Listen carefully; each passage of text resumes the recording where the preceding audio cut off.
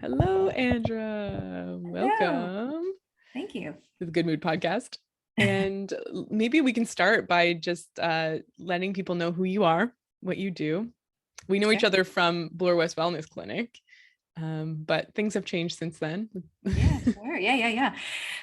Happy to be here, happy to connect, and happy to have a conversation of like an elevated conversation. I'm always a big fan of that. And so I'm an energetic, basically, I'm an energy coach, but I do energetic business, I do energetic income, and I do soul gifts and soul alignment.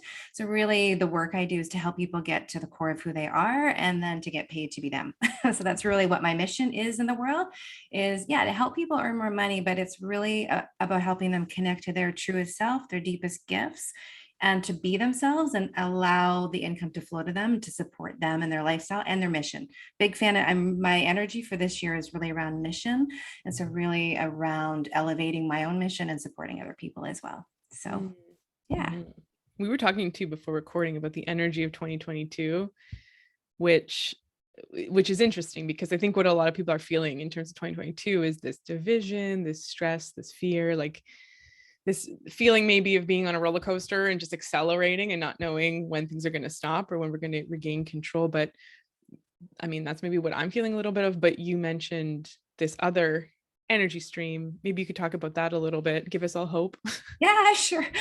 Sure. It's really there is an energetics that is a little bit more collective or cosmic. Right? So I'm just going to put that out there. And Mm. that is actually, we all feel this. I feel it a lot, but we all feel it, right? It's like you feel full moon energy. You feel like you're like, oh, you hear this, or you've all heard of Mercury retrograde, or maybe you haven't, but it's like, you're like, oh yeah, no wonder I felt kind of weird, right? So we are influenced, right? It's just like waves are influenced by the moon, right? We are influenced by all of this. And there is actually a very elevated and quite a, I'm going to say feminine, flowy energy that is really starting in 2022. And so what I was just sharing with you is, again, you may or may not feel that, and that's okay. It's not for me to say you should feel this or not feel this, but it is there. And what I'm finding, I'm seeing with myself, with clients, with people, everybody, the more we can align to that, obviously the better it feels. It actually kind of carries you. So when you can be sort of fluid and, I don't know, it's like not pushing too much. It's like a not a pushing energy at all.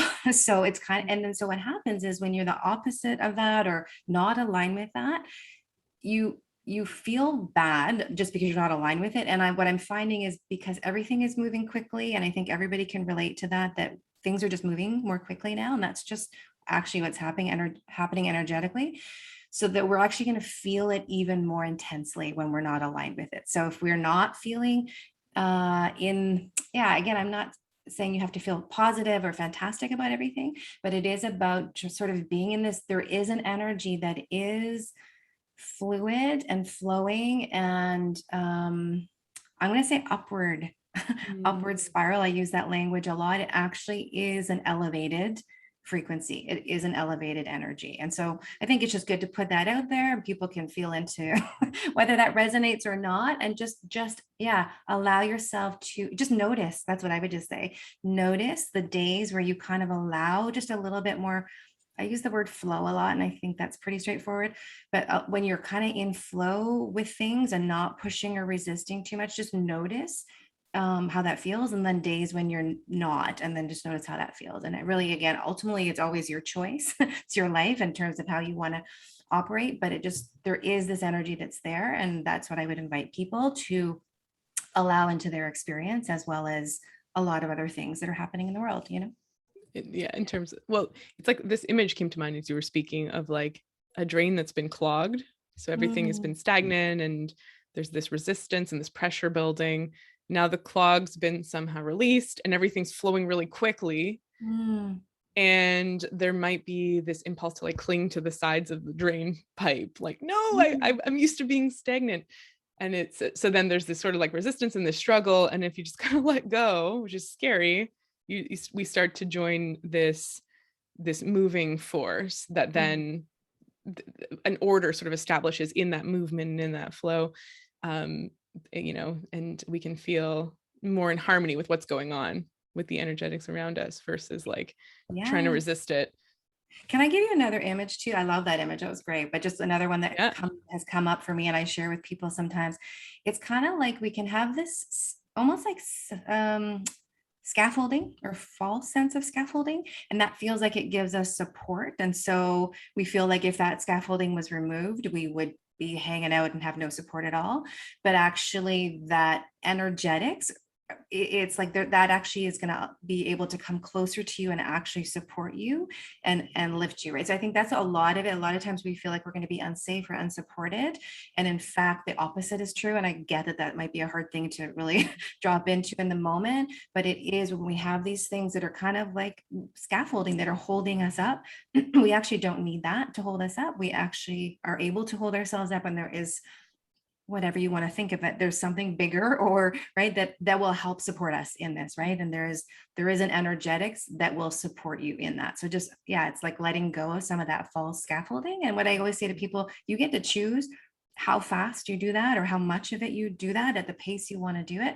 But just know that actually it's a false sense of support, right? And that there actually is a more full-bodied support available to you. So I know these are sort of big constructs. I feel things very energetically, but I think we all do, and that's why I share them, right? Even if it feels like it might be a little out there, I think a lot of times people will really resonate with it. Mm-hmm. Yeah, I've heard this metaphor so many times that, and this is like what I think a lot of your work probably entails is like helping someone launch into what they might perceive as an abyss and find out that there's actually, you don't just free fall, hit Mm, bottom. Like there's something that holds you. Like it mm, isn't there's a soft place to land.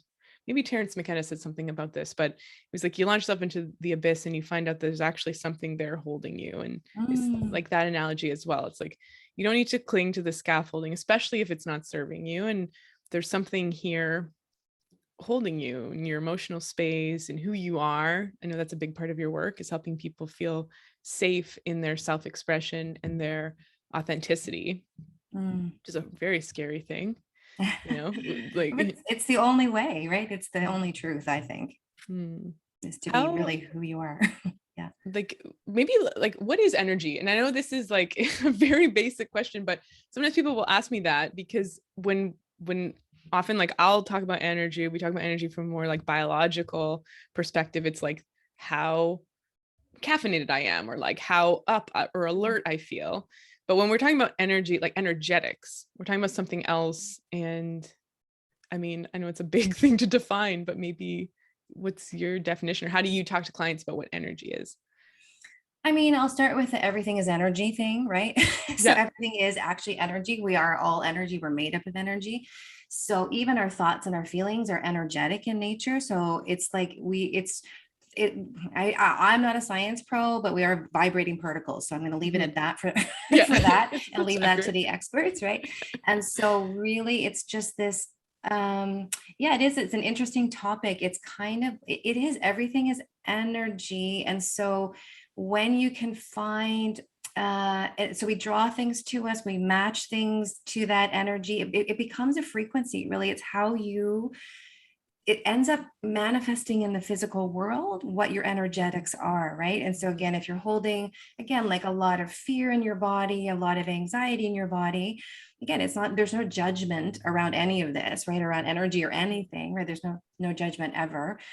But it's, we are going to then call in things that sort of match the frequency of whatever that is, right? And so you will notice that, right? When you have a day when you're in a fear-based place, you're going to attract something, you're going to attract someone who is, right? And it may be not so directly related, but it's going to be, it's the same vibrational point, right? And that is just sort of lower on the scale. And then if you're in a place of empowerment or gratitude, right? All those things that we hear about, happiness, self-acceptance, like there's so many words, and you'll know how they feel when you say them or when you think them.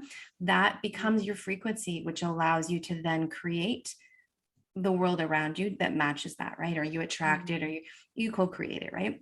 And Mm-hmm. so it really is just understanding I would say the mainly the way I speak to it from is more frequency based or quantum physics, right? That kind of stuff. So yeah, I will leave the full Newton Yeah, to someone else. the particle wave, Yes, exactly. Yes. the But there quantum are, field. I mean, I will just say there's so much. Obviously, I speak to it from a spiritual perspective, but there's so much more and more collaboration and agreement on the scientific and the spiritual components and the proof and the, scary, what was it? Scary things at a distance, scary molecules at a distance, how you change one here and it changes. Like all of Yeah. this is actually backed in science and actually has been for a really long time. So, Or like even the question, what is consciousness? It ends up being a question about energetics. And there's different thoughts, but there's this idea of like panpsychism, which I don't fully understand, but that everything has consciousness, that there's this like fundamental substance that directs order in life in some way. And like, so this is all really interesting. Like we're still asking these questions, like can consciousness ever learn about consciousness? Are we ever going to know the it's truth? so Yeah. deep. It's like, it's such a, Yeah. it's like, whew, yeah. But a way, like, sometimes I'll tell people when I'm trying to explain homeopathy, right, which is ultimately like an energetic, and the energetics come from many angles of homeopathy. One is like that the practitioner and the patient is articulating their case in an energetic way. So the way that they're describing their symptoms, there's an energy match in even speaking about it. There's an energy match in receiving the story and in the practitioner deciding what remedy. And then there's an energy in the remedy. And it's usually the remedy that where they're like, oh, that's, it can't possibly be doing anything because there's not enough substance, but it's an energetic remedy that you're giving. But when I explain it to patients, I'm like, it's kind of like what it's like when you hear a guitar string vibrate. Like you can feel that in your body. The sound vibration is energy as well. It's another wave frequency. And when something's out of tune, you feel this discord. Like, how do you know something's out of tune? There's this sense of like, it's not vibrating properly. And then when you tune it, there's a sense of, and that's maybe a little bit of what you're speaking to, like maybe an analogy that fits a little bit into some of that description where it's like, like if you're vibrating at this frequency of gratitude, there's a match in your world that feels good, that feels correct. And if you're vibrating at a frequency of fear, we're going to notice in the infinite landscape of things, we're going to notice the stuff that is also vibrating because we want to find a match. And I think a lot of manifestation and energy work, what I'm reading about these days is like, it has a lot to do with self-worth. And it's not so much like, I'm sure a lot of people have like read The Secret and things like that, where it's like, just, make a vision board of all the $1 million things you want and think positively and like, you'll get it. And if you don't have good things, it's because you're somehow not thinking positively enough, but a lot of it is like, address the ways in which you may not be fully in your self-worth, heal those parts. And then the frequency elevates. Some of that is saying no to things that don't serve you, boundaries. We'll probably talk about all this. And then you're a vibrational match now for what actually meets you at your level of self-worth, this new level that you've stepped into. And yeah. And I know that's related to some of the work that you're doing. It's like finding these blocks, releasing them, and stepping into this new frequency or vibration. Yes, for sure. Yeah, for sure. It's like there's momentary things we can do, and then there's deeper work that we can do. And I think I just want to touch on, especially because we both really, even though I'm a coach and I'm an energy coach, I would still say I'm a healer, I guess, on some level, but we both work with bodies, right? And so very often I am getting people, just as you were talking about that frequency in the body, it's like your body is so wise, so super smart. So again, your body is going to know what is aligned for you and what is not aligned for you, right? And so even in those examples we just said around fear and gratitude, right? Fear is going to feel very different in your body and your body chemistry, and that's going to manifest physically in your body than gratitude, right? So I just wanted to touch on that, right? That's so key. We are so interconnected, all of us, right? Like all of us as human beings, but also all parts of ourselves, right? Our health, our wellness, our thought process, all of that, it's very much integrated. And then as you're talking about the whole secret and thinking, it's great, but I'm always like, get out of here, get Mm-hmm. into here, right? And Mm-hmm. so we actually have to be in our body, in our energy, in our nervous system, right? This is actually where all of this vibrational stuff gets to shift, right? Our soul, all of that, right? All we get to shift in all of those places. The mind is a very useful tool, right? But it is like a computer, right? And so Yeah. we actually, we are not just heads walking around on the planet. On So sticks. Yeah. yeah, exactly. Yeah. Yeah, that's what we would talk about a lot in school. Like your body's just not it's not just a vehicle for your head to move around with. Yes, yes. It has its own wisdom. Like we Tons. feel, and it's interesting, like in a lot of cultures, when you ask them where like their self is located, like most people in Western culture will say their head, but Mm, other cultures, they'll say gut, they'll say heart. mhm, And maybe even some listeners resonate more with the idea of like you are located in your heart or gut, or your whole body. Hands sometimes comes up in certain cultures. So this idea that we call uh like this cognition centered understanding of the body and the self is not always accurate. It's something that we can take for granted. It's like, oh yeah, well, of course I'm my brain. It's like, mhm. how, It's all identity, right? It's our mm, identity lives in our head. I'm this, I'm good at this, I do this, I'm a daughter, I'm a naturopath, I'm blah, blah, blah, I'm successful, I'm blah, blah, right? It's all this self-identity, and that actually isn't truth. That's just roles and identities. It's actually not who we are. The essence of we are is in our, it is in our body and our soul. Our soul, it doesn't reside in our head. So yeah. yeah, whether you, yeah, I mean, I believe in soul, obviously. And Not maybe, every, yeah, because can we talk about Akashic records? Mhm. Because as we're on the topic of soul, Sure, yeah. maybe we'll start like, what is the soul? Oh, that's a really deep, I've that's a asked really, this question before, another I mean, yeah. it's just a really deep, yeah, just Mm, loosely, we are souls having a human experience, right? Many of us have heard that. We choose to incarnate, to have a body, to have an experience in the 3D world, right? And we actually choose the circumstances that we want to be born into so that we can work through these different things that we want in an experience. And again, it's a big topic and could be controversial, I'm sure, where people are like, I would not have chosen this, I wouldn't have mhm, chosen these parents, I wouldn't have chose this, right? But we actually do, in order to have the fully expressed experience, right? And so it's this really, I don't know, I just think of it as you can think of it as your higher self. It's like this beautiful, however you want to think of it, it's like that, you have it because in your head it's not just like you can watch yourself, mhm, right? You know, that's the whole consciousness thing, right? So it's mhm, not like you're not just this person who's in a body. So there is something bigger than you. And so I would just invite people to allow that to be true. I mean, a lot of the work I do is getting people more and more connected to that. And they're like, oh my God, this feels so good, because it mhm, does feel so good. It's why the Akashic Records, I love sharing the insights, because it's soul level information and it's a little bit out there, but it so resonates with people. There's not one person that I've shared this with that hasn't been like, holy crap, that is exact. Yep, mhm, yep, yep. And so, and it's like a lot of these people I've never met before, right? And all I'm getting is their birth date and their birth location, right? And I'm going into their records and sharing these gifts, these soul gifts that they have and soul qualities. And right, and I don't even know how they're going to fit together. And then when we're even in a conversation, it goes even deeper, and it becomes this whole tapestry that is ultimately very elevating, because there's an energetic nature to it and so validating, right? I can't, it's probably, I love all the work I do, but I'm really being called into this in a big way right now, because mhm.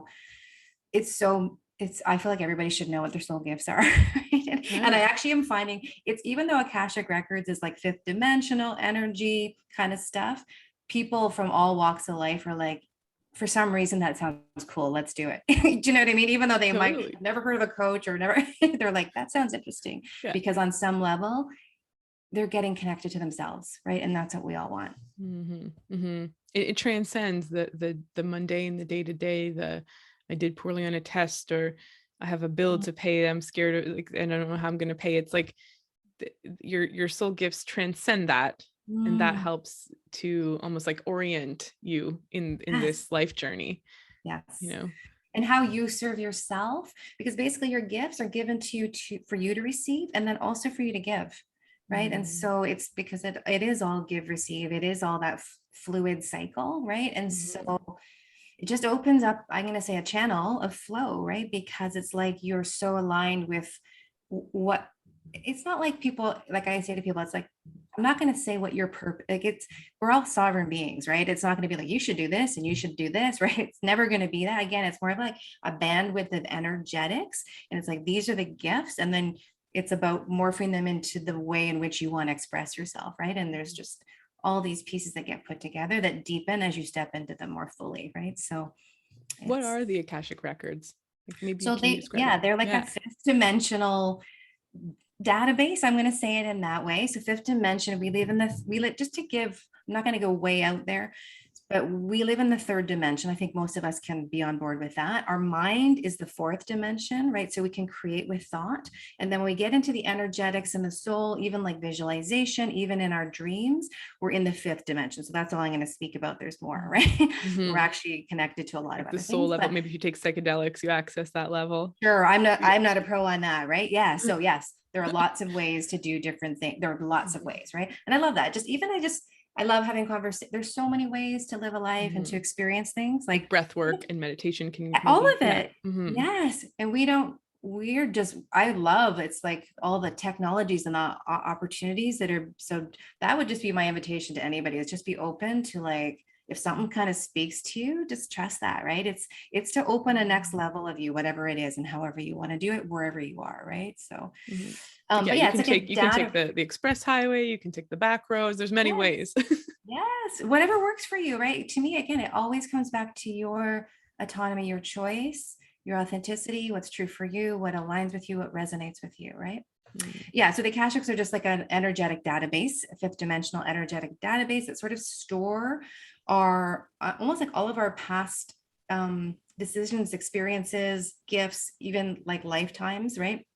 And I won't get into that too much, but most of us believe we've maybe been around the block more than once, but you may not, and that's okay. You don't have to. Even for people, I'm like, if you don't even want to talk about a past life, I'm not a pro in that. I don't do, like, there are people who do past life regressions and things like that, but I can, it's, again, it's like when you hear the stuff that I share with people, they're like, oh, that makes sense, right? Because it's like something that happened, it's like, oh, I'm still carrying this energy of disempowerment around relationship, or I'm still, you know what I mean? Or yeah, I think I'll just share a little example. I have something, but yeah, it's like when I had mine read the first time, it was like in a past life, again, things are different.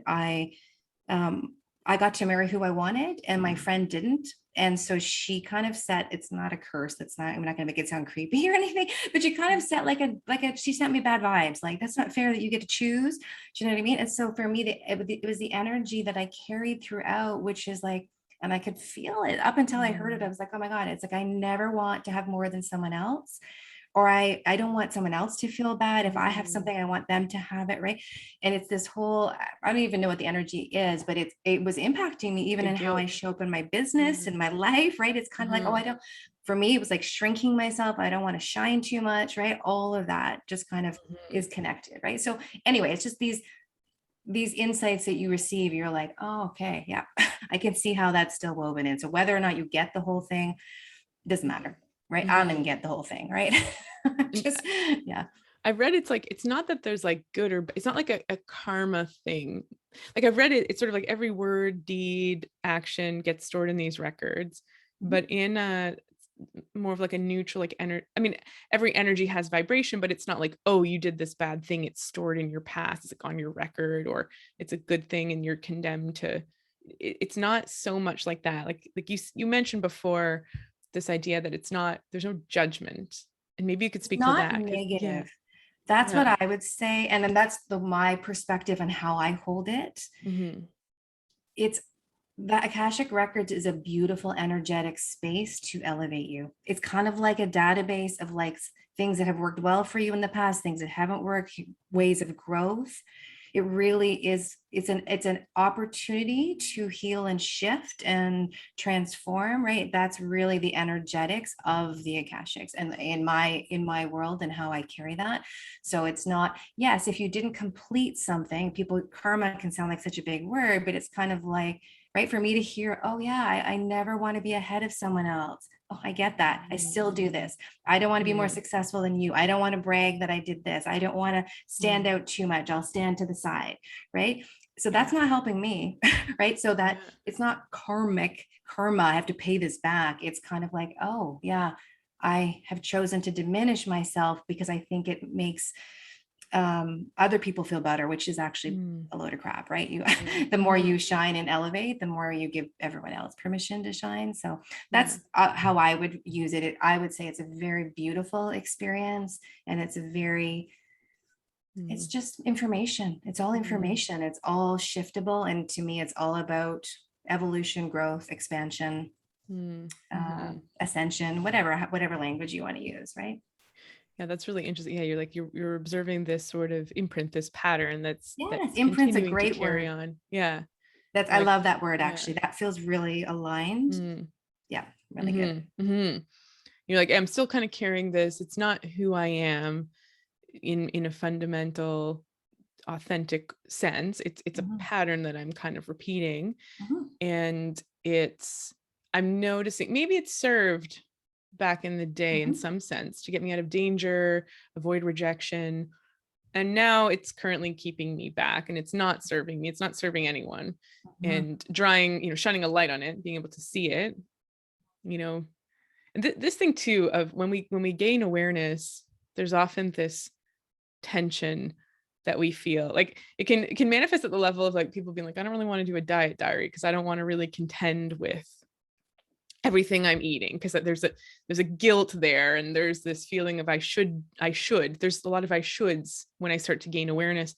It's not really that, right? It's like when we shine a light on a pattern or an imprint, now we're going to start to see it everywhere. Just like when you're in the market for buying a Toyota, every single person drives a Toyota on the road. Like you start to become more conscious and more cognizant of all the things. Like you start to notice it.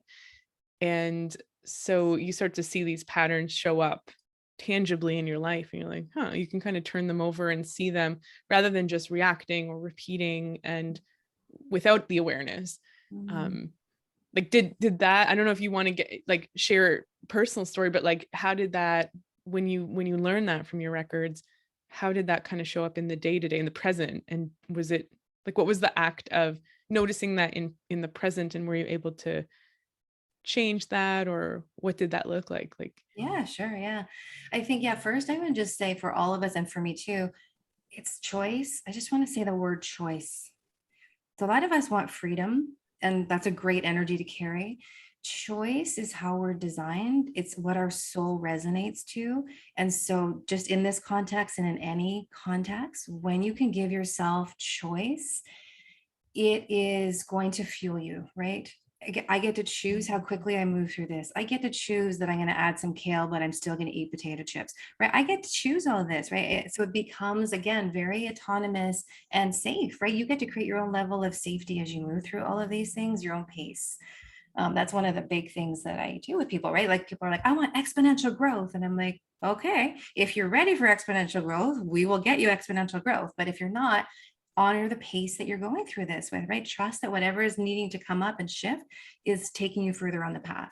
And I will just say again, sorry, it's a little bit off, but we're never going backwards. We're always going forwards, right? That's just so important to know. Our ego will say, oh my God, I'm going backwards and I thought I fixed this and whatever. So, so I think for me in that context, it was definitely me. I've had other, moments of recognition. I had an experience when I was in grade 6 where I was, I share this now and it's still even hard for me to share, right? It's not that I was bullied. I was popular. I won a whole bunch of awards, right? So this is actually this is my story. I was shiny, right? I was this person who was shiny and had these things. And I won some awards that again, were just natural to me. Like I was grateful for them. It was just who I was, right? It's just how I showed up in the world. And then on the second last day of school, that was on the second last day of school. And then the last day of school, I had usually a couple of friends walk with me to school and only one came. And I said, how come, where's the other one? She said, oh, she doesn't want to walk with you because she thinks you think you're so great. And I remember in that moment, 12 years old, it was like a punch in my gut. And, apparently someone the day before who didn't win the award made some, not nice thing up about me, saying that I thought I was so great, or which is, there's no way I was thinking that or said that. But I do remember that I was going to a new school in grade 7, and I just said, you know what, you can't stand out too much or people are not going to like you. Mhm. And so that is like a very clear memory that I've uncovered, right, in the work that I do on myself, that I do with other people. And then again, just hearing this validation from the Akashic, right? So all it's just done is it's had me throughout my whole life. Yeah, I've still been successful, but I've always been just a little less than I could be. The spotlight's here. I'm going to move here and let you go. Right. Mhm. It's like, right. And so that's going to show up in how I present myself, what my business looks like, all of this, because it's this subtle thing. It's Mm. not bad. And I didn't have a traumatic childhood or any, right. But it was like, that was like, Mhm. nope, you can't be yourself. Basically, you need to be a little less than who you are. So that's basically what it's right. And so I don't want to have more than you. I don't want you to feel bad. So none of this is actually true. Right. As I said, but Right. that is how I've lived like 30 years of my life, right? Mhm. So it's that I think again, it's not a traumatic story, but when I share this story, so many people resonate with it, Yeah. because so many people have had that experience where they actually have been told they're too much, or they have been something, or they have been shiny, and they are, you don't toot your own horn, right? It's like society is like, don't even, right? As women especially, and so, right, then there's this diminishment, which is ultimately not serving anybody. It doesn't serve your life and it doesn't serve everybody around you. So, yeah, that's Mhm. really been my experience. And it's still a journey, right? I can still feel it. Because it's a big, like, it reminds me of the Kurt Vonnegut short story Harrison Burger Run. Have you heard it? No, It was no. like the year 20 whatever. It was like sometime in the future, and everybody was finally equal. And so he creates this dystopian story where geniuses have this siren that goes off if they think too much, and ballerinas wear weights to keep them heavy. And Mm, the news reporter that kind of stutters, it's like, well, at least she was trying her best. And so everybody is sort of like, their gifts are downplayed so that mm, everybody can be the same. And mm, so it's this like satirical, is Kurt Vonnegut. So it's this sort of satirical story about like, is that what we really want, to diminish everyone so nobody feels, so he's like, nobody feels bad anymore because mm. everybody just kind of sucks. Like, and but it's so true. Like, what you're describing is, it's not like you were necessarily striving, like this award meant something and you're like, I need to struggle and get there. Like, I just showed up and I was doing my thing, and I was in the river that we talked about maybe before. Like, Yes, beautiful. Ooh, I just was got goosebumps just at that time. oh I love that. like, I was just, being. And but there's a lot of shame in that when we like people can shining, or standing out above the herd or above the crowd, there can be a lot of shame that we can internalize because of the rejection from other people, when, especially in those formative years. But Mhm, I've been hearing, because we talk a lot about privilege in our society, and it mhm, usually comes in terms of like race privilege, gender privilege, like these sort of social determinant kind of things. And it, the conversation is important, but it's, we all have privilege in some way. John Rawls said, the natural lottery, like everyone got dealt, you know whatever the deck of hands that they got. And some people got, we could look at it from a certain vantage point, think like a pretty shitty deck of cards. And some people got, but we all got certain advantages and disadvantages. And maybe rather than think of like, feeling bad about our privilege or shaming it or wanting to give it away, it's, you got these gifts, but now you have a responsibility to share them, to elevate mm, others. that. And there's, it's like when somebody ran a 4-minute mile, it was like unheard of, and now everybody can do it. It's like a pretty standard thing that athletes can do. And in being the first one in excellence, we inspire all of humanity. Yeah. And it's like a different way to look at it, but our soul kind of took a different message. It's like, well, I can't shine. I've got to almost like restrict myself. I've got to wear weights. I've got to suppress my gifts. I can't be in the river, which is just my natural flow, because for some reason other people aren't in the river, and that's bad. I need to be with everybody. I need to, you know, dull my shine so Mhm. that I feel And I more. will just say too, I love just all those great analogies. River piece was so good. And yeah, it's like it's the soul actually knows this is when you feel dis-ease, discomfort, like disease in your body, but discomfort, anxiety, depression, all of those things. It's actually because your soul is actually giving you a message to be like you're actually dimming yourself, or you're not aligned with who you are, right? That it's a soul call. That's why they say dark night of the soul, right? When people have those moments, it's like your soul actually is like, I'm here for expansion and growth, and not necessarily ease, right? Some of us choose to have a more challenging experience because it does grow us, right? Our challenges grow us immensely. And so some souls are very evolved, and they come back and they're like, give it to me, give me all everything and let me see if I can work through this, right? But so our soul actually knows the truth. It's just, again, as you said, we download stuff, other people's perceptions, parents, society, school, all that kind of stuff that gets downloaded, and we wear it like it's our own. So we basically spend our whole life, which is interesting to me. I'm like, wow, it seems like I'm like, what's the plan, man? But we actually spend our whole life trying to take off these layers to actually come back to who we were when we were a baby, right? Basically, Mm. or at a full soul level. We actually, yeah, because it's all these layers of like, oh, I'm shedding this layer that doesn't fit me anymore. As you said, it used to serve me, it doesn't serve me anymore, right? There's lots of reasons we have these layers, but it is the journey, I believe, is coming back. That's why I say to the core of who you are, right? Mm. That is the truth, right? And so it is a journey, right? It's not, you It's can't a just take it software all off at update. once. You're like, oh, there's What's a little bit of a bug. Like we had to like kind of like install this plugin to deal with the bug, but now we're going to do a software update where that's no longer an issue. And so Yeah, now, exactly. Yeah. yeah, Yeah. we now you can like point your phone at the sky and it gives you the constellations like that. You know, before you had a massive calculator that was the size of a room. Technology is getting better as we evolve. Yeah. Yes, there's so much. We can move very quickly, and there's so much to support us. And I still think we get to choose our pace, right? And I think that is really nurturing for people to realize that you do want to move forward, though, because again, that energy is moving you forward, but you can choose like a tiny baby step if you want, right? It's just you don't want to be going backwards, because then you're getting further and further away from the Yeah. flow that's going to help you. And I like the idea that you mentioned before. Maybe we can unpack it. Like you're never really going backwards because Mhm, this idea of imprints can feel like that. But mhm, from a lot of things I've read and experienced, often that imprint can show up in a very obvious way that feels like, oh, I'm going back. Like, for example, I'll use a relationship example. So, you know, I'll sometimes talk to a patient who's going through some trauma after a breakup, and maybe this relationship they were in, and maybe it's, you know, a partner that's got some narcissistic traits, so that's very traumatizing to try and make sense of everything, to be back in your sovereignty and in your emotional state right after being gaslit and manipulated for so long.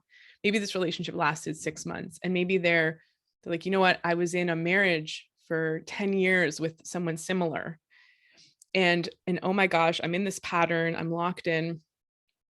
And then I went on a date with someone new, and that person put me down on that date. And so, there's this sense of like, oh no, I'm stuck in a pattern that I can't get out of. And one of the things in a conversation I had with someone, I was like, well, the first time it happened, it lasted whatever it was, 10 years. mhm. Then it was 6 months. And then it was a date. And did you want to go on a date with that person again? Or were you disgusted by the feeling of being put down by somebody? Mhm. And so this is like, you know, the emotional reaction is stronger, you know, and the sense of horror and being appalled by it is stronger. And that's the idea. It's like you're no longer a match for it. Mhm. So it's like it feels like a complete discord. And so in one way you can be like, oh, here's the same pattern again. But in another sense, you're like, I'm no longer a match for this pattern because I was once attracted to it, you know, in some sense. Like I was in a marriage with this energy, and now I can't even stand it for Mhm. one date, you know. And so just even realizing that is like, I'm not going backwards. It's very obvious that I'm moving forwards through this muck, you know? Mm. You're collapsing your timeline, right? You're shortening it. We're going to always have ebbs. We're going to have bumps, all of this. But if we can have the awareness, like you said, you're in a marriage, on some level, there's an unconsciousness to that, right? To stay there for that long, or to not, maybe year 5, you realized it, or whatever it is. Again, no judgment, but it's like that you're unconscious to it. And then now it's like one date and you're like, ugh, right? Yeah. Again, vibrationally, you don't match anymore. And so it is. So I think it is really, as you said, recognizing, and that's our job. And this is one of the things I love about the Akashic. It's like with information and elevation comes responsibility. So it's like when I share stuff with people, I'm like, yeah, it's your, now that you know this, it's your responsibility to make sure you surround yourself with the right people and experiences, right? And so it's just, that is it. And so now that you know, that's how we shift the pattern. We do shift it through consciousness, and then we shift it through action, right? Because action is how we create in the 3D. So the person who didn't go on the second date has already shifted the pattern, right? And so that's such a celebration, right? And we talk a lot, like, narrative therapy in different therapies, like in trauma work, and confronting patterns. And like you said, in your story, you're like, it wasn't a big T trauma, but it is still, I mean, a trauma is anything that lives an imprint and a coping style, and perhaps a schema that surrounds it. And it could be where your life was in danger, and that's horrible. But it could also be just like an imprint where you're like, my survival, my ability to thrive is threatened in some way. And so I need to adapt. And that adaptation may, in the long run, affect my well-being, but it's necessary right now, based on the tools I have at my disposal. But when working with trauma and like processing that, it's often helpful to like focus on the response, right? So it's like, okay, the 10-year marriage with the narcissistic partner, who ended it? How did it end? How did you realize you didn't want it? Okay. And then there was the 6-month relationship. Okay. So kind of we're reattracted to that energy, but why did it only last 6 months? Like what happened where you decided to end it, or who ended it, or how did it go? And how are you surviving now? And then what happened on that date? How'd you know? What was the response when in your body? It doesn't have to be necessarily like a behavioral response. What was your body's response to it? What was your emotional response to it that stopped it at that one date? And so that's also another angle to take. It's like when we want, and it goes back to choice, responsibility, like what was the actual response and reaction to the thing that happened. Yeah. I love that you're using the words. Can I just share? This is one of the things I learned from one of my first coaches. Learn to respond from spirit rather than react from ego. And so it's just this idea that as soon as we're actually in response, we're in reflection.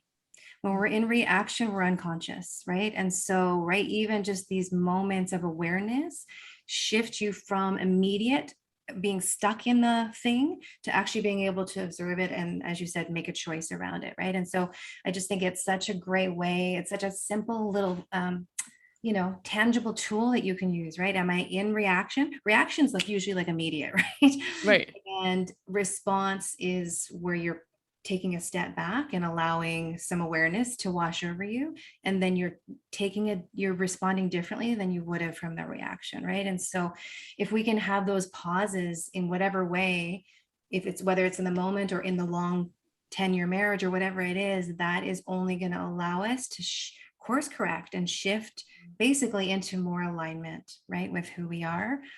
And what we deserve and what we want to have in our experience, right? It's just, these are all it's the awareness, and then the actions that follow, or the responses that follow. Is that the energetics of choice? Can you maybe, what does choice feel like? Like for choice people? Feels fantastic. So helplessness is vibrational scale. I don't know if you are familiar with the vibrational scale, Abraham Hicks. Emotional gratitude's at the top, or yes, bliss and bliss. Disempowerment. I remember doing I'll just say this real quick. I remember doing this I did a retreat to raise money for a women's shelter, and I remember this person came in to spoke to introduce it, and she said, I really love it when the women start to get angry. And so she just was sharing that, right? And so when we talked about it from a vibrational standpoint, disempowerment or no choice is at the very bottom. Anger is actually up the scale, and you can feel it. Like if you feel helpless, there's not a lot of energy. Whereas if you're angry, you don't want Mm. to rest in anger forever, right? But it actually has some propulsion to it. And so choice feels like, you just even say the word. Everybody loves the word, right? Oh, I have choice. And you always have choice. And so even if you don't have a big choice, like if it feels like a big thing, I'm in a job I don't like, or I'm in, right? Sometimes we feel like we are trapped, or we don't, you always have choice in any moment, right? I can have tea this morning, or I can have coffee. I can go for a walk, or I can read, or whatever it is, right? We have choice, we have zillions of choices, right? Throughout our day. And if you can allow yourself to be like, oh yeah, I do have choice. I can, in our, how we feel, right? This person said this to me, right? We can process an emotion in 90 seconds if we really let ourselves feel it and move through it.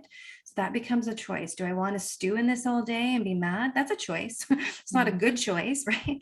It's still a choice though. And but as long as you own it, right? This is my choice. I don't care. I'm going to be mad all day and I'm choosing that. And that feels good for me. Cool.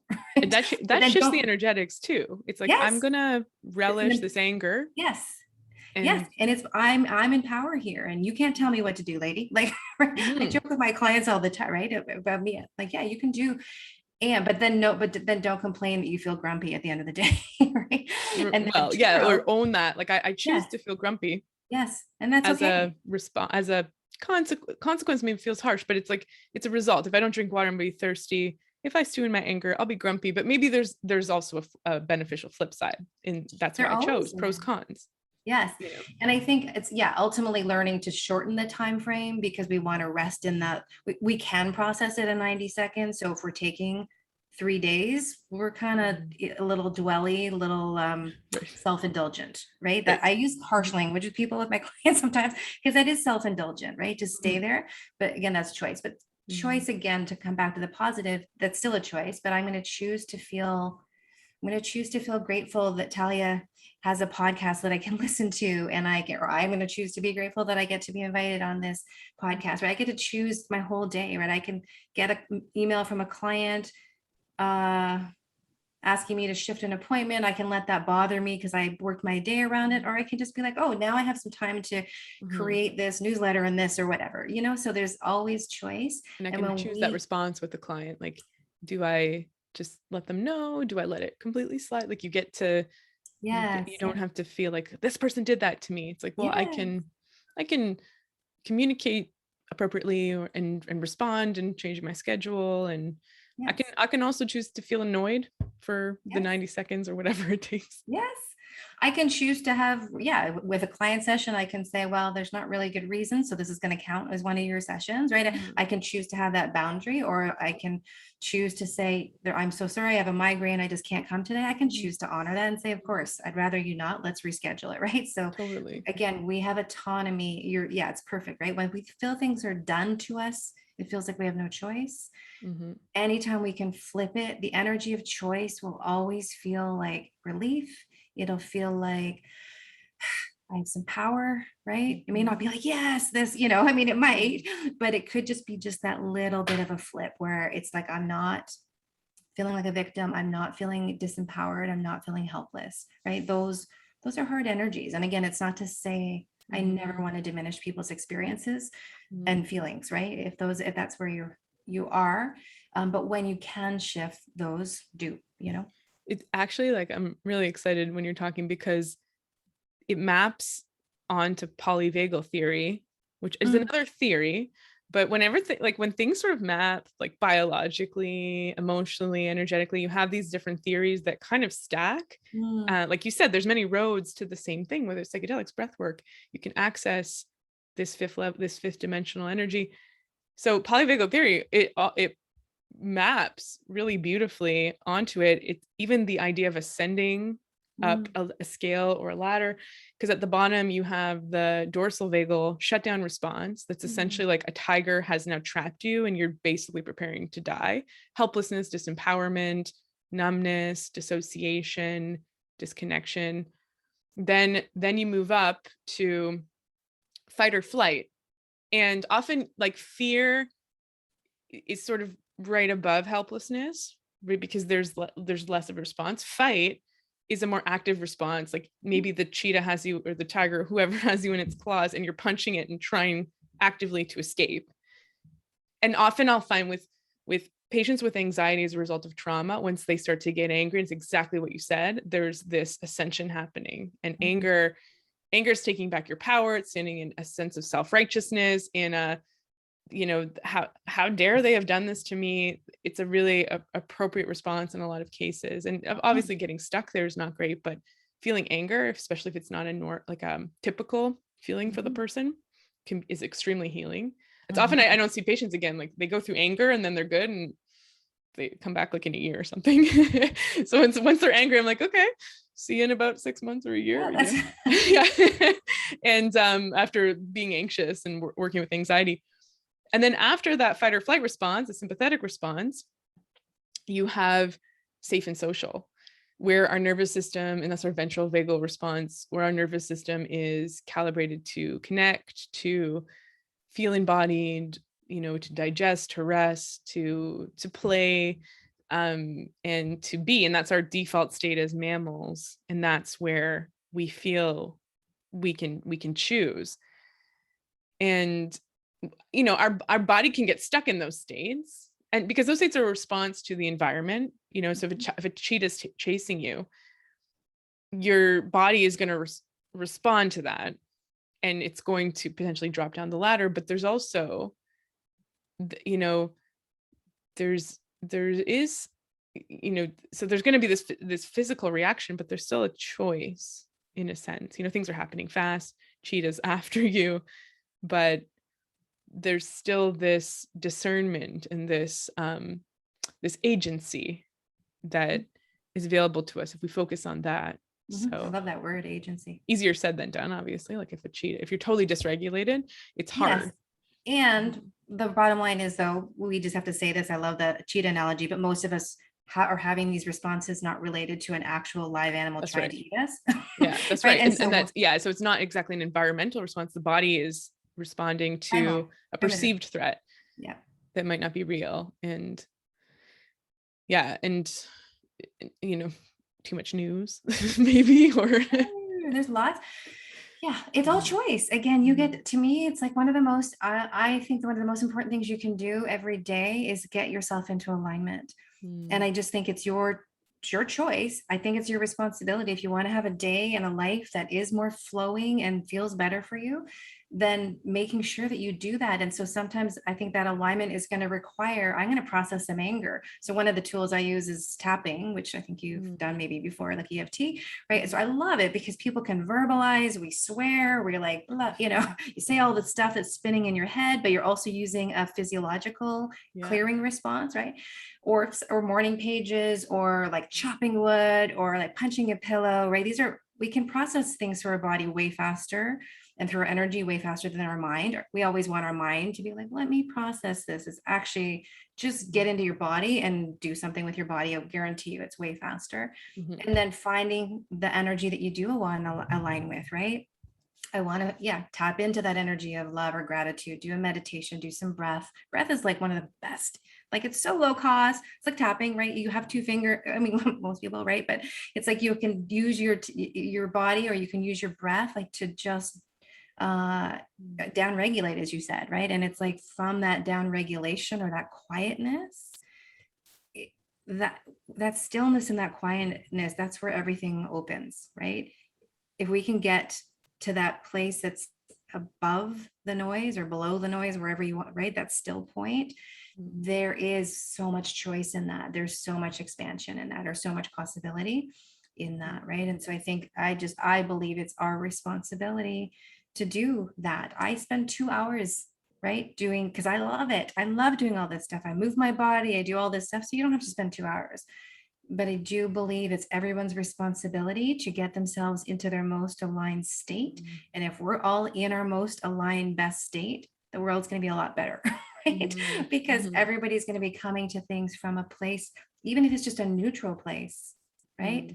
It's going to be a much more clean, energetic state. You'll see, you see it, right? Yeah. This like awareness and choice, and it kind of maps onto all levels, right? Like back to the diet diary analogy, where you're like, well, yeah, you can choose to eat kale in addition to potato chips. And it just because, I mean, you can choose whatever. The awareness doesn't mean that there's a should and that that's dictating a Mhm. choice for you.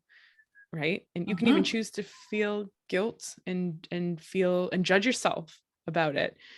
Or you can choose a balanced approach, whatever that looks like for you. And there's this agency, like, I mean, especially the times we're living in and the kind of work I do, there's so much disempowerment I see coming from a top down level. Like, we've been taught that our bodies are, like we talked about this before recording, our bodies are a mystery. There's something to be frightened of. There's something we don't have control over, that we need to, defer decision making to people who, quote, know, experts or medical authorities, or even our doctors or practitioners who don't have really enough time within the system to really describe and educate and teach us. And then we have Dr. Google, and there's this confusing just mass of information that everything points to cancer, and that's horrifying. So we've been conditioned through so many avenues to not feel that we have choice or agency over our health and our bodies. And I see that every day, in patients coming in, like, and so much of it is trying to teach and give people the toolbox, like some tools to be able to navigate, pay attention, understand their health and their bodies in some way. Mhm. It sounds like this is a lot of the work you do too, from an energetic perspective and the emotional perspective, is like, how do we step into responsibility around our experience? Mhm.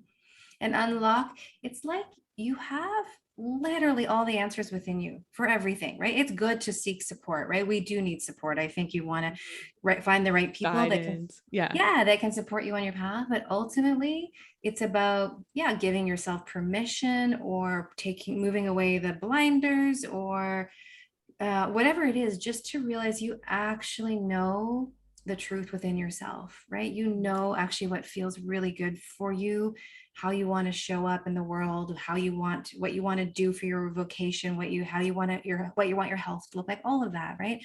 Mm. It's just, if it's shutting out the outside noise, and I think, I mean, I'm such a fan of, I mean, yeah, I'm very like, I never watch the news. I just, because I don't actually want much of that in my field. I make sure I know the relevant things. Everybody has their own choice, but it's not just about news. It's like, even in my, a lot of my clients are business oriented, and they're like, oh, there's this social media strategy and this person says do this. And I'm like, and even I'm actually in my Akashic training now, I'm doing a business and a abundance blueprint where I can look at the energetics of your actual business.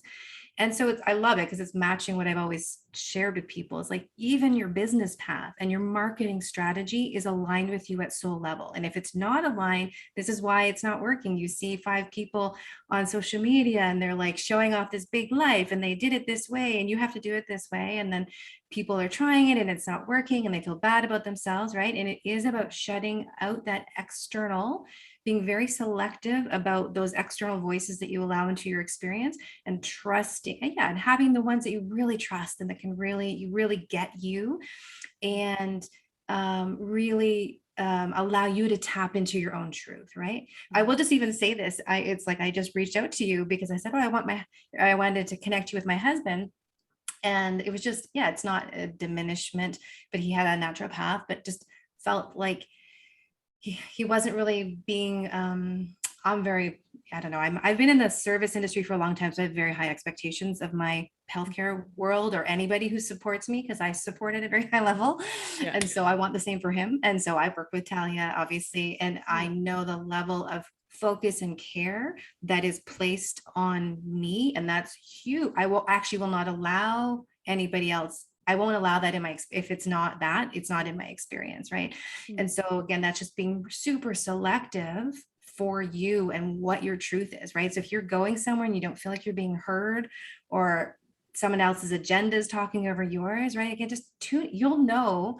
As I said to him, I'm like, on some level that doesn't feel good, right? It's like, it's that little bit of disempowerment, a little bit of something, right? And so I think anybody you surround yourself with, you get to choose and have those people elevate you and support you and feel Mm-hmm. good, right, in their presence, right? Feel good about who you are. Anyway, that was kind of a bit of a Yeah. ramble on that, but Like one of my friends asked me if I could do a podcast about how to choose a practitioner, like how to look at, because credentials is one layer, and et cetera, and approach. And it's really hard. And it's true for literally every profession. You know, just credentials is one thing, or what someone calls themselves or what their background is. Okay, that's relevant in some respects. But a lot of it most of it is this energetic match. And if it's like a lawyer, a mechanic, an accountant, anybody really, any sort of medical professional, especially that, and most likely some sort of team is probably like again, it's sort of that disempowerment model where we expect it's going to be one person who sort of wields the power and authority. It's not. It's you've got to have a team of different people, and your team could be within a clinic, like a lot of clinics. Like I just talked to a colleague who she tries to create that model in her clinic, so someone can just go in the clinic and get access to different practitioners and services. But you may have collected people from the city, the world. Your coach may be someone you follow and you gain insight from, but you don't actually work with. But this idea of creating a resource network, of different people, it's not even this idea of second opinion. It's like almost like a healing wheel of people. yes. Yeah. And healing in all levels, right? Mm-hmm. It could be business, it could be finances, it could be health, it could be this, right? And I think, again, it's complementary, right? And I know we talk, right?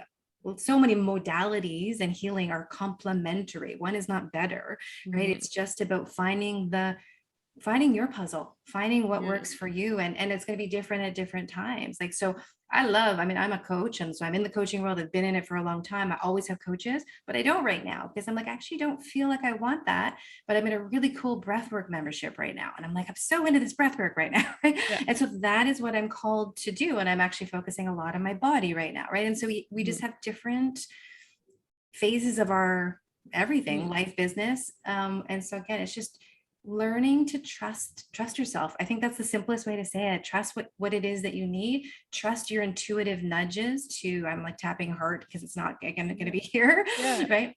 To like, oh, I should reach out to this person, or this person feels good, or this community feels great, or whatever it is. I'm drawn to stop drinking wine, or I'm not, or whatever. Like, just trust those intuitive nudges within you. And know that they're what's right. You are the boss of you. Yeah. So, yeah. And a lot of people, like, for anyone listening too, what you might need right now too is just a support community, whether it's like a Facebook group or Telegram group of people that think like you, because we've been so divided and so isolated for 2 years that a lot of my patients are feeling like I'm the only one who thinks X, or all my, just having a group of that can validate you, and not like blind validation is the only thing to go for, but just having this sea of people that can mirror your experience back and that you can talk to and be yourself around, like that may be what a lot of people need. And that's out there as well. It's harder to give it's easier to give that advice than to actually get, like, to obtain it, right? Easier said than done to find community, but even community can be one person though, right? So totally. I think it's like you start wherever it is, have conversations with people that uplift you, that align with you. Yeah, that on some level validate your experience. Again, we're not looking to others to validate us, but to be able to have a sense of freedom and to be authentic within yourself, right? It does. A community can be one person, right? And it can be someone you pay, and it can be someone you don't pay, right? It can be. And so I think it's just, trusting and intuiting and acting, right? Some kind of action. Yeah. How do you access the Akashic records? Maybe you can describe like what someone might experience if they come see you to get this done, to get a reading. Yeah, I mean, basically all I need is your full name at birth, your full name now. I need your date of birth and your place of birth. That's really all I need. And some sort of intention, because it's intentional about what you want to be creating, let's say in the next 6 months. And then what I do is go into your records and I basically curate or bring all of this information together. I've been doing lately, it's a lot. And so I've actually sort of separated it into 2 different ways. Well, there's lots of different ways. I do a soul gifts reading. So if you just want to know, like, okay, who am I at soul level? What are my soul gifts, right? There's just a very simple, not simple, there's a lot of information on that where you receive all of that.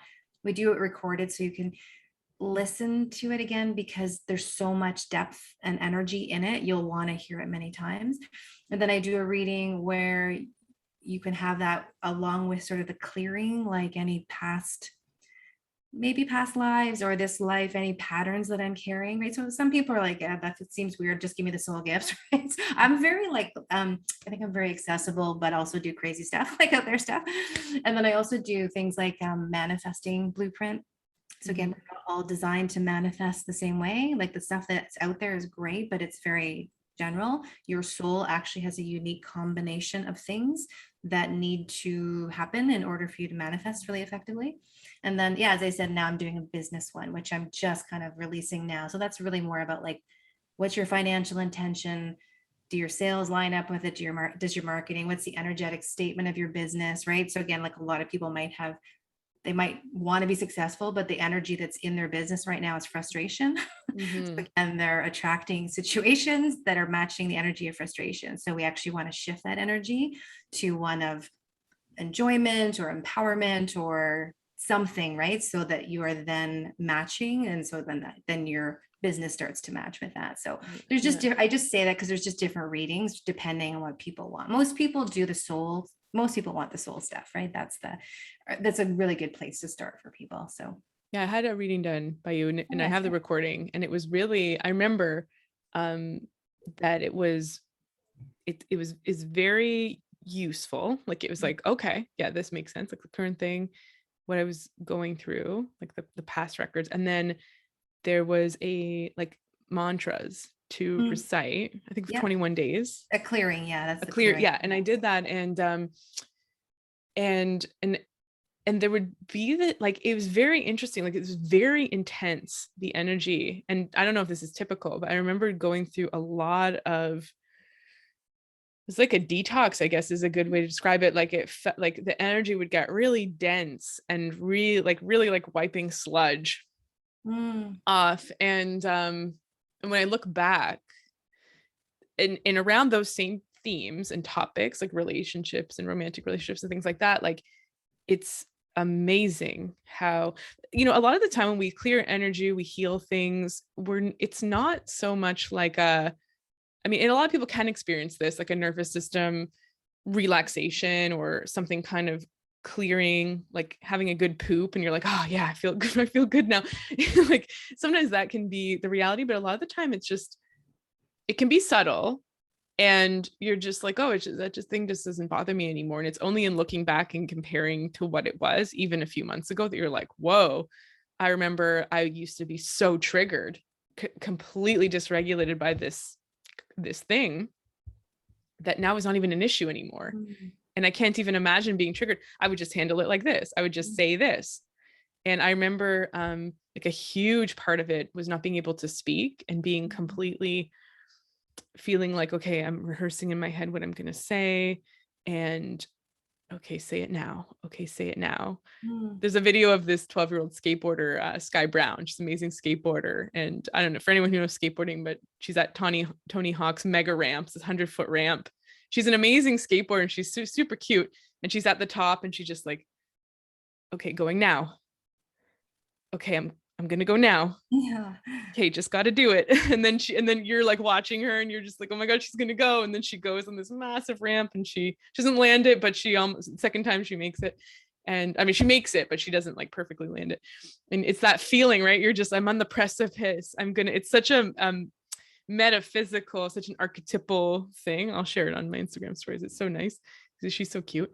But it was that feeling. It's like, okay, I'm just gonna speak, just say the words, just blurt it out. Just do it imperfectly, just do it, just get it out there. And now it's like not an issue. And so, yeah, it's just like Sky Brown. Now the third time she goes down the ramp, she doesn't care. She's just that drop, that needing to speak isn't an issue. And so it was so interesting to compare that and to be like, I'm not scared anymore of this thing. That's so good. And so in working through that, yeah, and obviously like you're not 100% healed, but when you give yourself credit for the progress that you've made or gone through, it was really interesting to see that, like how sludgy it can get in the depths, then how it just goes away. Yeah. And I mean, and ultimately you took some different actions that allowed it to stay, right? That's the same. The clearing work is super powerful. Like it's life transformational for a lot of people. It's big. And if you don't actually do anything different, it doesn't Right. last, you know? And so for you, obviously you took the insights, you took the energy, right? Because when we clear, we actually open you up to align with your truth, which is actually that I don't need to be scared to talk. I don't need to be triggered, or all this triggering is actually a misalignment of who I am. And so when you get, and then so for you, you obviously just took that energy, went through the sludginess and also the elevation, right? And then continued on your path. And then that you've now created a new path, right? And so that's, again, it's like anything. I just want to say that piece because, you know, when I used to do Reiki, people are like, can you just zap this out of me? I'm like, no, I can't, you know. So it's kind of like, it's very co-creative, right? All of this stuff will open things up. And then, yeah, you will get to the point where, yeah, I have clients who are like, I used to be this. And then I'm like, it's so weird. It's gone. I can't even access it anymore. I'm like, yeah, because it's out of your There's no subconscious. It's out match of your for it nervous anymore. system. Yeah. It's out of your field, like, especially at the Akashic, it's not even in your field anymore. Right. So that's why, right? And so then you're like, I don't even know, I can't even feel that anymore. So it's cool, right? It's weird because you're like, yeah, that's what everybody says. It's kind of weird. And I'm like, but it's a good thing ultimately, right? Because it's something you wanted to let go of. Yeah, you're like, I'm at the top of this giant vert ramp, and it doesn't, I don't care anymore. I just drop it. I'll just roll down it. It's fine. But the first time, and people around you being like, you can do it, you're fine. It's nothing scary. Like you have the ability, but until you do it, until you rewire your brain in that way, and so um it's like in homeopathy, we say like a door, we show you the door, but you got to walk through it, and we open it, but and that it's your choice. Again, like you don't, there's a remedy for people who are burnt out and kind of disconnected from their family just because they've been giving to everyone else's cup for so long that they feel almost kind of resentful, and they sort of feel disconnected. And it's this, one of the imprints in that remedy, the remedy is sepia, which is the ink of a cuttlefish, which is hilarious because cuttlefish are super funny. Sepia is a very artistic individual and has a lot of artistic and expressive needs. And there's this sense, but because they're kind of giving, there's now hormonal dysfunction because of all that stress and that denial of self. And then there's this sense, this imprint that they just want to run away. And I had a teacher when I was an intern say, I wanted to give sepia to a patient I was working with. And my teacher was like, oh, don't give it to her because she might abandon her family. And I was like, and then, in consulting with other naturopaths and other people that work with homeopathy a lot more, they're like, it won't make you do anything. You make that choice. It might just settle that energy. You might find a different pathway. And it's like in hypnosis, like you're not going to do anything that goes against your values. You're going to, and it's not like people don't abandon their families, but there's there's a choice there. There's an evaluation. And so if you're gaining access to truth, it allows you to access choice and awareness and truth, but can we ever really make a choice if we don't have the truth or awareness at our disposal? Raise the question. Because we're making choice, like you said, from ego reaction. It's not exactly choice in that sense. It's more of reaction because we don't have all the information, or we don't have the access to the knowledge or the truth. Yeah. And as you said earlier, anything that is followed or whatever the word pre is with a should, there's no choice in that, right? And so that actually it's one of those, you'll hear it, every coach will say, take should out of your vocabulary. But the reason you'd want to do that is because nothing you say after that is something you want to do. Like you will never say, I should do this and actually really want to. I should go like eat a Right? whole And pint of so Ben and Jerry's. Yeah. it's just like, I choose to do this. I get to do this. And if you're like, if I have to do this, and there's some things you have to do, right? We have to do certain things in our life that maybe we don't love to do. But I think the should piece, I'm all about clean energy, and it's an ambiguous energy, right? It's kind of, it's Mm, almost like a passive aggressive energy. mm, Do you know what I mean? Right? Because it's like, I'm going to do this, but I don't really want to do it. Right. And so it's like, either I have to do this because I do have to pay my bills, or I have to pick up my kids because they need to be picked up from school. Maybe I don't want to, but I have to. Right. Again, it's like, mm. I have to go to the doctor. I don't want to, but, or whatever it is. Right. There's like an Um, implied like causality, like there's an implied, if I don't, then this will happen, yes. like And a it's, there's not a consequence of a choice. rule or Yeah. It's again, fear-based, not a choice-based. It's like, Mhm, if I have to do something, uh and I know I have to do it, I'm still choosing it and I'm going to do it. But it's like, if, or I choose, I get to pick up, and yeah, the more elevated approach is, I get to go to the dentist today. I mhm, get to, even if you don't mhm, want to. But I think, again, it's always coming back to that. Yeah, to me, it's just one of the biggest things I work on, is because I feel energy so much. It's about clean energy is everything. So mhm. anytime things are enmeshed or unclear, you're going to get unclear results, right? And so again, if you can just allow, I'm just going to offer that. I think, again, even though it's energy, I think people will get it. You'll know. It's like, it's when you're feeling cluttered, or I Mhm, sh- the should, or whatever. It's like these mismatched things. It's not clean, right? mhm, So mhm. anytime we can get to a place of clean, uh, it's that neutral ground, right? And good things come from neutrality, right? Or everything is created from nothing. All of those kinds of things, right? Because even responsibility, duty feels different than a should. It's like Mhm, I have responsibility to keep my house clean, keep my kids happy, mhm, make sure they're picked up from school, keep my teeth clean.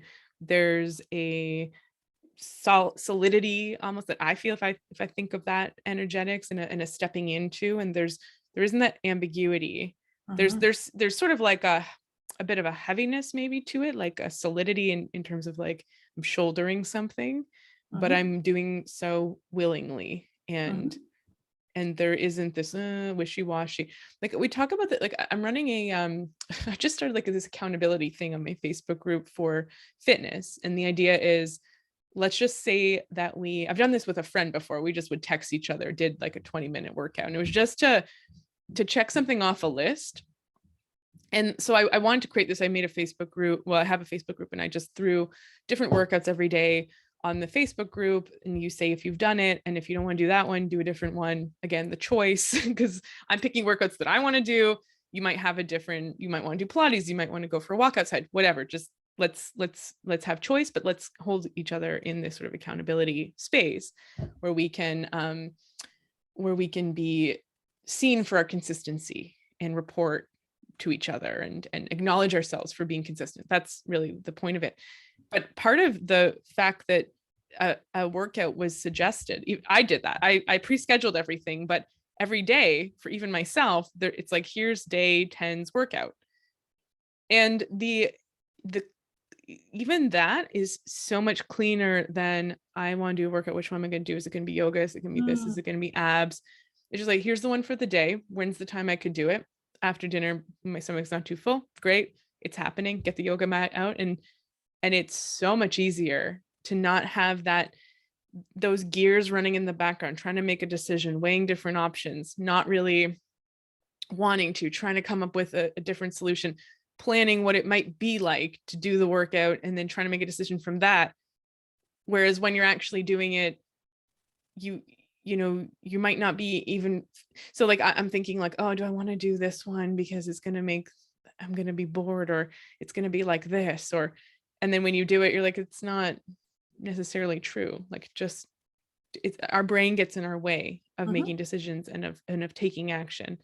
And the more we can, just like you said, have clean decision making and choice around things, the easier it is on us, the less energy it takes from us, you mhm. know. It's not a depletion, it's a wasted energy, right? It's Mm-hmm. actually a better, it's more efficient use of your energy and your time and your, Mm-hmm. yeah, we do have all the vital for life force in the world because we keep getting refueled, but if you keep leaking it, right, then Right. you're actually leaking a lot of it, right? And so I think, yeah, clear decisions, empowering choices.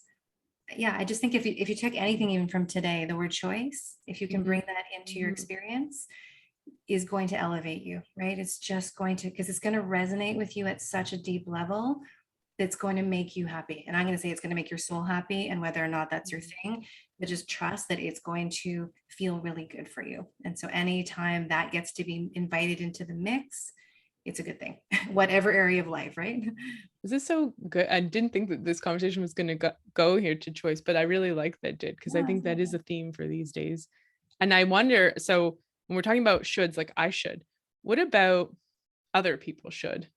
Like, what if I'm in that energetic space of like, my kids should pick up their socks, or this person should do that? And when we talk about, you know, our own, like, how does that factor into it when it comes to energetics, when it comes to like, Crap. yes, It's crap energetics, right? It is, you'll know it because you'll feel it. If you're basically judgy, right? It's like anytime you're shooting someone, anytime you're judging, it feels, it's not going to feel, it's going to feel righteous, or it's going to feel, it's going to feed your ego, but it actually isn't going to feel good. So anytime you're imposing something on someone else, right? I set the boundaries, I set the rules that my children have to pick up their clothes by this time of the day or whatever it is, right? This is just sort of a boundary, and I don't and there's a consequence if that doesn't happen or whatever, right? So I think it's just because there's a judginess, and it's just it's a really not, we all have it. My husband calls me Judy, like, you know, Judge Judy.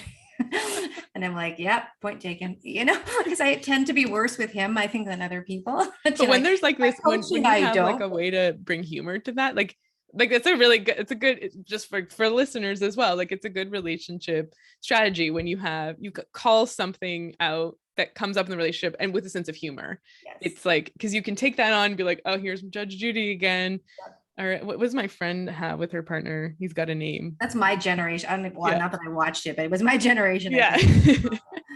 there's an Italian version. My grandmother. She like runs to the TV. She's like, oh, and it's always like weird, like just squabbles of like, you know, like a university professor that didn't know the answer, but he pretended he did, and like the students are condemning him. Yeah, but I mean, because again, it's more of that should polluted energy, but it's almost even worse because it takes the locus of choice out of ourselves. It's like, this person should take this action in order for me to be okay in some way, which is not going to work. I mean, it just, you can never control. This is such a key thing. I think you can never control anybody else, and they can never control you. So if you are trying to people please, it's the reverse for people please. If you're trying to line up with everybody else's shoulds for you, it's never going to happen, because people are fickle. They change their mind all the time. They wanted you to do this, now they want you to do this. So you are going to burn yourself to the core, burn out to the core. And it's the same with the should, right? You can't keep, that's exhausting to try to micromanage everybody else's experiences and thoughts and all of that in order for you to feel good. It's your responsibility to feel good within yourself. That's it. End of story. You don't need to please anybody else, and they don't need to please you. Right. And so it's really, again, it comes back to choice. If I get to have choice, other people get to have choice. Right. And so I think it's, I think anything you apply to yourself, you apply to someone else. Right. Yeah. Like it's a totally different, you know, when you were in grade 6, like the story you told about your classmates being like, how dare you win an award and, you know, shine. And it's like, okay, so I guess in order to people please, I've got to stop winning awards, which takes effort. It didn't really take effort to win awards. And that's not a conceited thing to say, just sort of, you know, it's part of that deck. I got some crap cards too, but you know, but I definitely got an ace, and I'm in this river and I'm getting awards. Okay, so now I've got to kind of block the river, not get awards, dull myself. And then it turns out that person, you know, changes their mind or whatever. And so maybe a different tactic, and as adults, you know, as children, our choices are different, as our experience is different and all of that. But when we have now an adult brain and our adult experiences, it's like a different approach is when the angry mob comes, which we have some angry mobs in our culture, you know, especially in the realm of social media. If an angry mob comes, you know, I mean, only a psychopath will not look at themselves and feel, you know, guilt or shame or evaluate. Okay, people are leveling an accusation at me that I'm conceited. I think I'm so good. Can I check in and see if that's true? And maybe maybe it is, maybe there is a bit of a shadow where I feel a bit of superiority. Okay, can I own that? Can I work with that? Can I see if that's affecting the energetics I'm putting out? But can I also,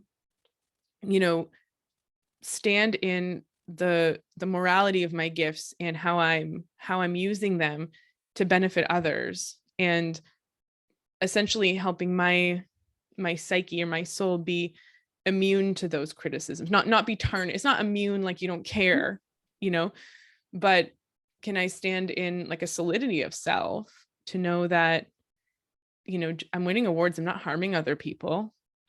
Maybe I'll start a foundation, help other people win awards. Maybe I'll help other people shine, relay these gifts onto others. But but in that I can still feel this sense of moral integrity, and that kind of protects me in a sense from feeling shame and from feeling guilt and from wanting to hide and wanting to get rid of these gifts. It's sort of like an opposite approach, and in the sense can kind of protect us from that guilt, shame, blame. Like if I feel good in myself. Yes, that's the answer to everything. Your sense of self, your personal power will eliminate. I will say things like shame and guilt are shame is very toxic. And so you really want to address that and move that out of your system as quickly as possible. And guilt is almost useless, except as you said, is there something I need to look at here? Is there some little piece I need to shift? If so, great, I'll do that. And then I need to let it go, because a lot of people live in a guilt energy. Actually, where we talked about anger, having there's a power in anger. There's a forward movement in anger. There's a purpose in anger. Even in fear, there is as well. Guilt is not one of those. It's almost like in my world, we'll say I'm not going to say it's totally useless. It's useful in the instant, in the present moment. If you can grab it and be like, okay, what's going on? Is there a truth here? Do I need to course correct, adjust anything? Do I need to apologize? And if so, I'm going to do that. And then I need to actually release that out of my system, because it's actually, again, it's like toxic for yourself. Right. And so, and same for shame. I think it's like, it's a deeper topic and a deeper feeling. And it's a little, they're all legit, but it's, again, it's something you want to look at and address and shift. And part of that shifting is being in your own power. Mm-hmm. Even just being in your own power is going to shift that, right? And just understanding that is not one that you want to keep carrying with you, because it's really powerful in a negative way, right? And it's not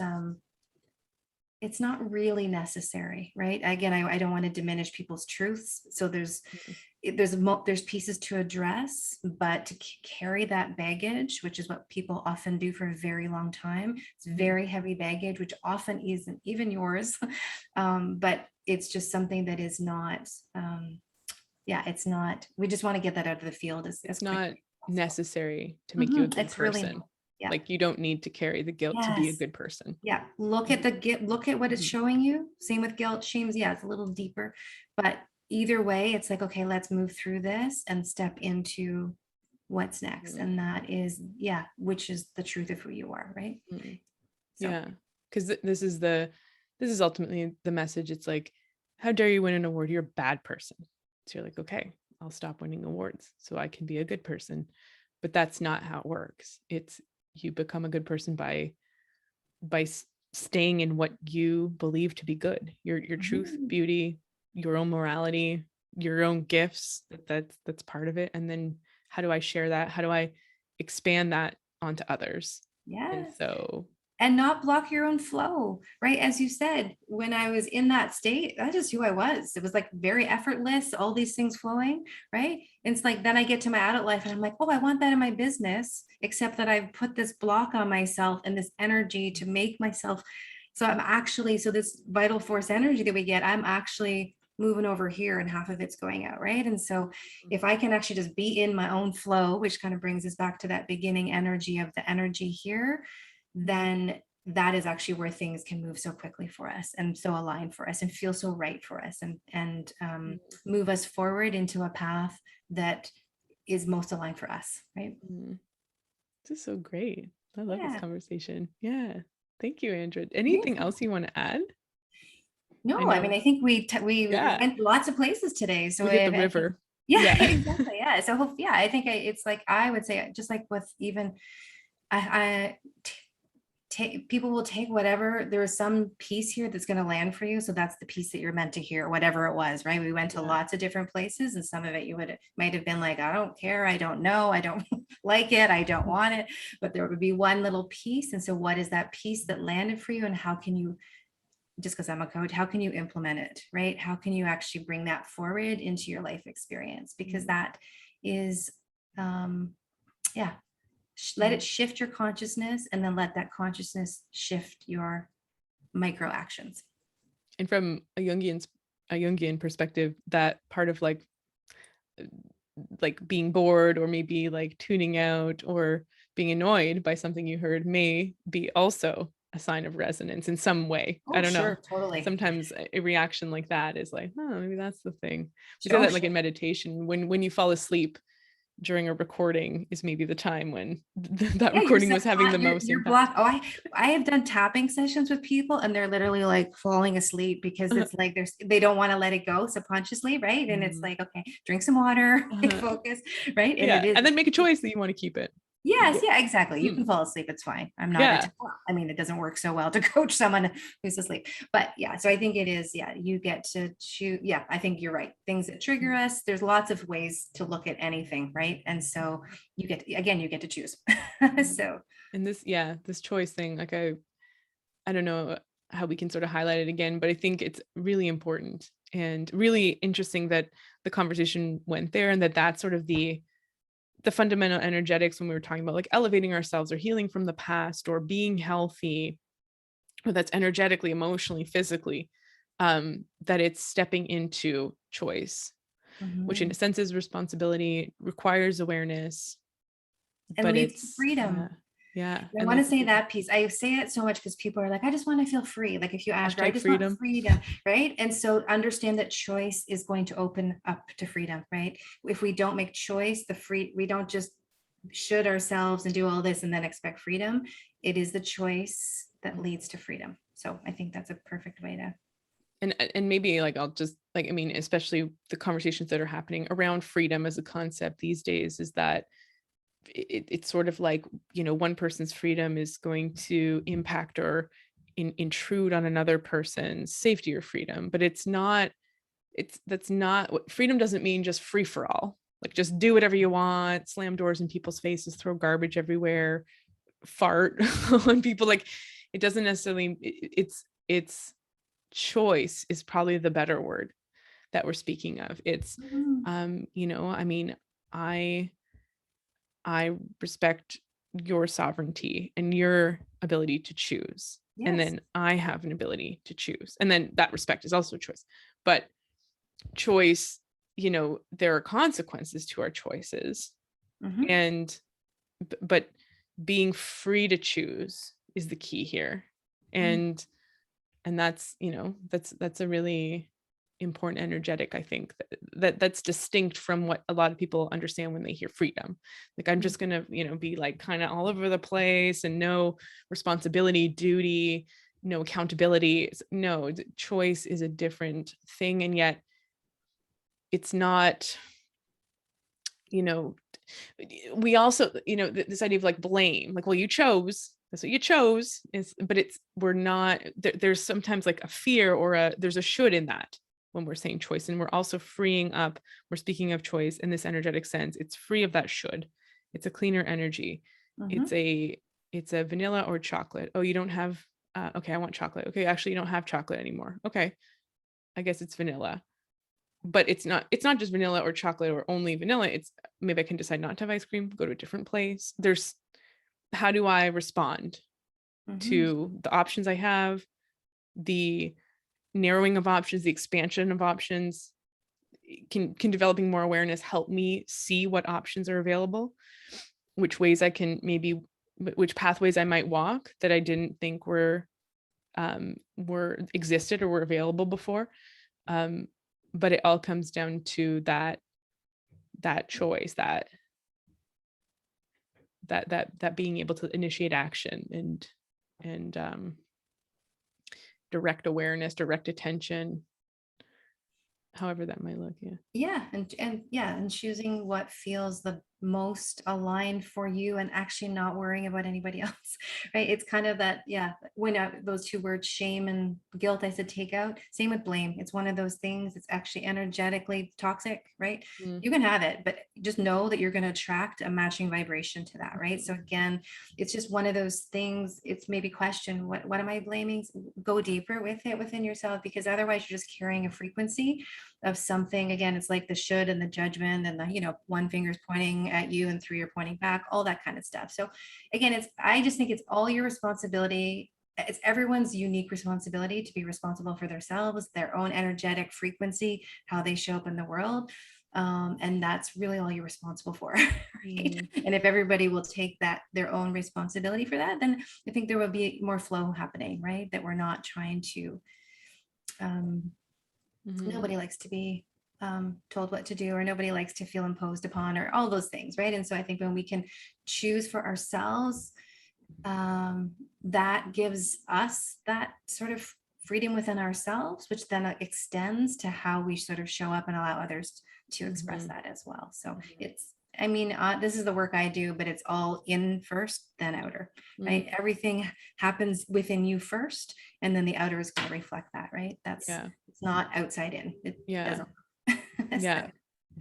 I have a client call. You got to go. Yeah. But thank you so much, Andra. And Yeah. this, I think, ties back to what you're talking about in 2022 and this flow. And so thank you so much for being here. I'm in the show notes. I'll have your website and ways that people can reach you. But thank you so much for joining me. Yeah, thanks, Talia. It was great to see you and great to have a conversation. And yeah, love the elevated, love the like unplanned. And I think we touched on some really great topics. So glad to be a part of it. Thank you so much. Okay, thanks.